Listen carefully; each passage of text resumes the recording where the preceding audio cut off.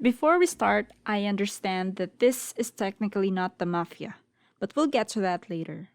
If you're from my other channel, then you probably know about this playlist.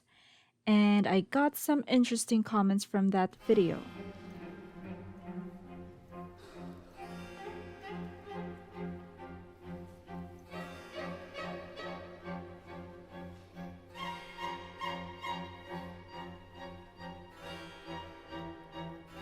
Did I romanticize mafia?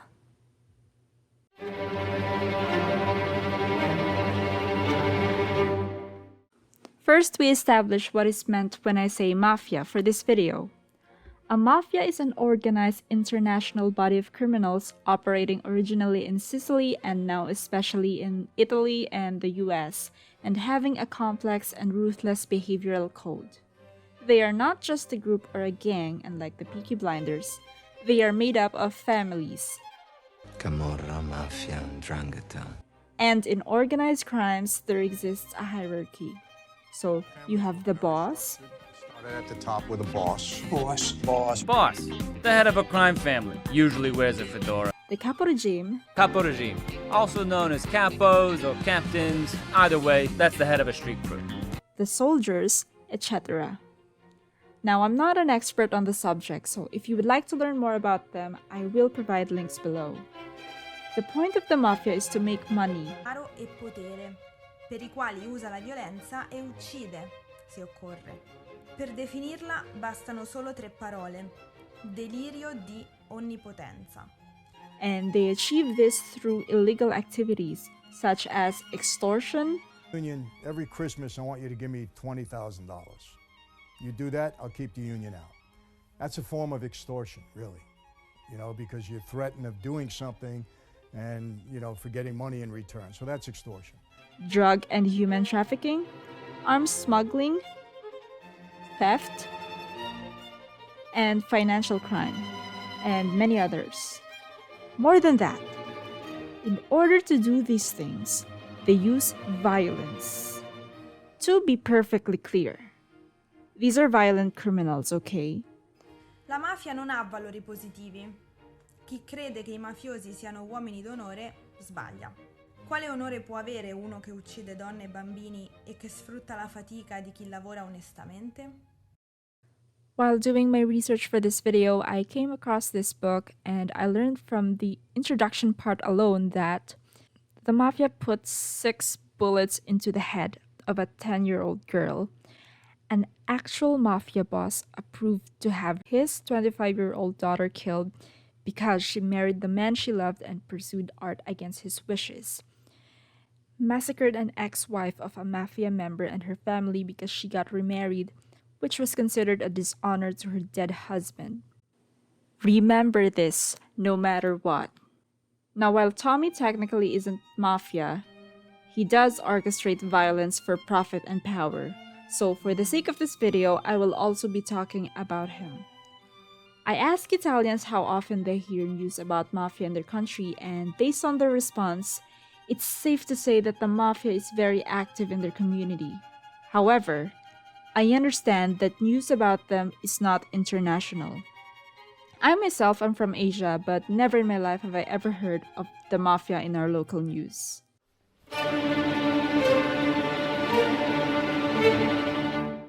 To romanticize is to deal with or describe in an idealized or unrealistic fashion, to make something seem better or more appealing than it really is. That's a pretty basic definition, and most of you probably already understand what it is. Or do you? After reading some comments, I don't think everyone really understands what it means, so let's move on to examples.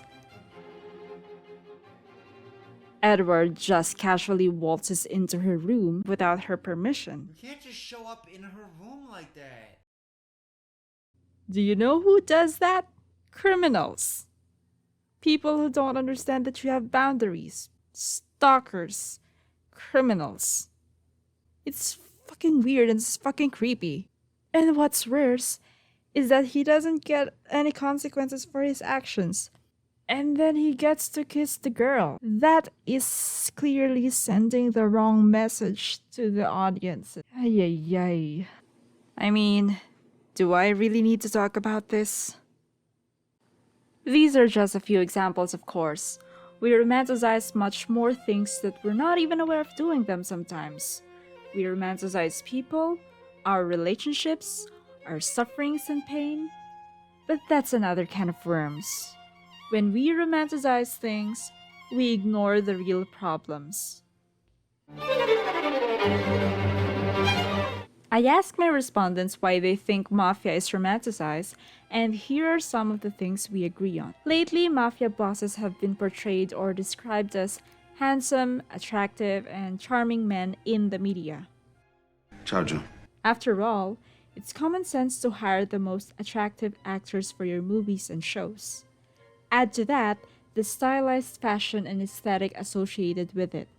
But still, physical appearance is not enough reason to romanticize these actual bad guys. I mean, we're not that shallow, right? Right. Over the last decade, we have seen a significant rise in having villains as the main characters and anti-heroes taking over the narrative. To love someone so completely and not have them love you back. While most of these are meant to be critiques of society, from The Godfather to Goodfellas to The Sopranos, sympathetic mafia villains yield a scathing critique of the American dream and how it uses the romance of family as a smokescreen for a ruthless, selfish capitalism. the trend has been taken out of context, especially by audiences who did not understand the message. Which brings me to the target audience. Unfortunately, it is the impressionable young people who are buying into the fantasies of the honorable, actually good deep-down mafia boss.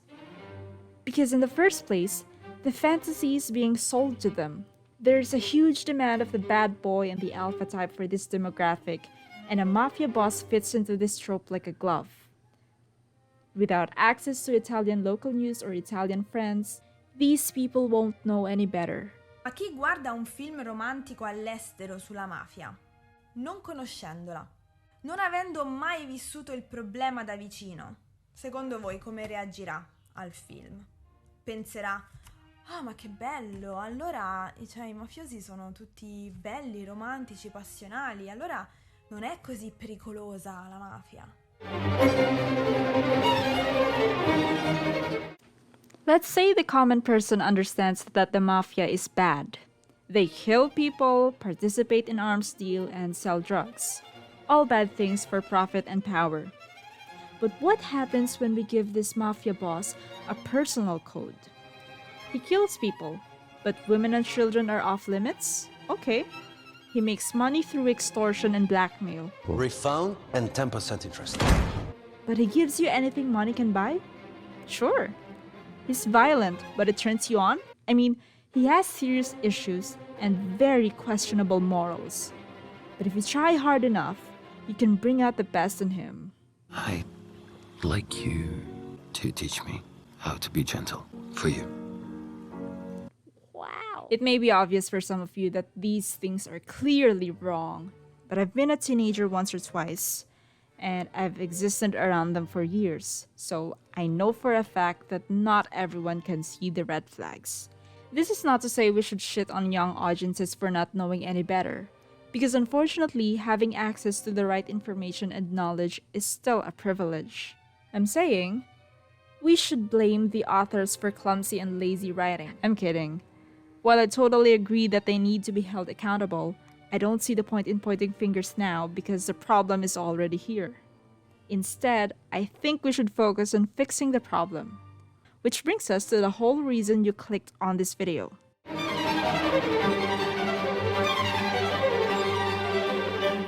The one thing my respondents and I agree on about this question is education. The problem with the portrayal of mafia in popular media is its inaccuracies. They don't focus on the real issues and only use their world as a backdrop. And because for some people this is their only source of information about mafia, well, that's where things go wrong. Should we just stop talking about mafia? No, not at all. Talking about the problem is part of the solution, but we need to be responsible about it. Ma bisogna fare attenzione a come se ne parla. Perché se se ne parla bisogna farlo denunciandola e non esaltandola. Bisogna parlarne per mostrare la cruda realtà. Something won't be ideal or desirable if there are legitimate consequences to it. And that's how we avoid romanticizing mafia. Or anything really. One thing I love about Peaky Blinders is how it was realistic about being deeply involved with the mob boss. Now you might be thinking, but it's showing us how rich and powerful we can be if we do what they do. Isn't that romanticizing it? Not necessarily. I think it's important to show the rewards of their actions, because in good writing, you need to show what motivates and drives your characters. To avoid romanticizing this is to show the costs. In the first episode of the third season, we see our main character Thomas Shelby get married to the love of his life, Grace. And in the very next episode, we see her literally taking a bullet to save her husband, dying in the process. As beautiful as this entire scene is, it perfectly captures the dangers and realities of that life. And the show's writer fully understands this by making sure Tommy is not supposed to be happy.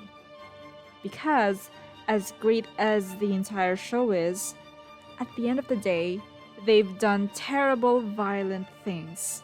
And those things have consequences, especially in real life.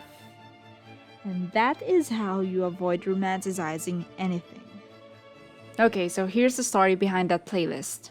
I made a playlist with tango music because I was in the mood to dance by myself when everyone's asleep.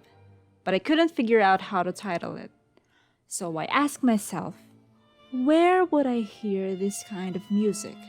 And for some reason, my mind just wandered into this one scene in one of my favorite books. And then it just felt right. I would definitely hear this kind of music at a fundraiser with the rich snobs. Okay, but dancing with a fictional lover? Boring!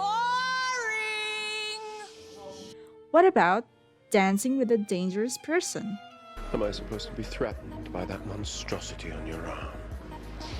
You should be. Interesting. Now, if you've read the book, Carissa doesn't actually dance with a mafia boss. But what if she did? What would it feel like to dance at a political fundraiser with the controversial old man your mother warned you about when you had no choice or say in the matter? For the record, I pictured this as the mob boss. This was meant to be an actual antagonist, not a conventionally hot man in a suit. That's not how I picture mafia bosses. Not at all. And because they were the antagonist, I thought it was the perfect opportunity for a POV of a female assassin sent to kill the mob boss by seducing him, hence the title. So yeah, I was daydreaming about a woman taking down the head of a criminal organization because I was dancing in the middle of the kitchen while cooking my midnight snack. Welcome to my brain. What I surely did is start a conversation about mafia. If you listen to this playlist without knowing the title, I bet that never in a million years could you have guessed it correctly. Proof? This other playlist. If I were to romanticize mafia through a playlist, this is how I would do it. I've been working on this video for months now, and I just want to get this over with. This is a difficult topic to talk about because of its sensitive nature, and romanticization is a difficult topic for me to talk about in general. If you're one of the people who's guilty of romanticizing things that should not be romanticized, we all make mistakes and we can learn from them. Let me know what you think about this video. For my subscribers, if you're still here, I'm still working on that book recommendation. I promise it's coming out sometime. I'm working on it. Okay, bye.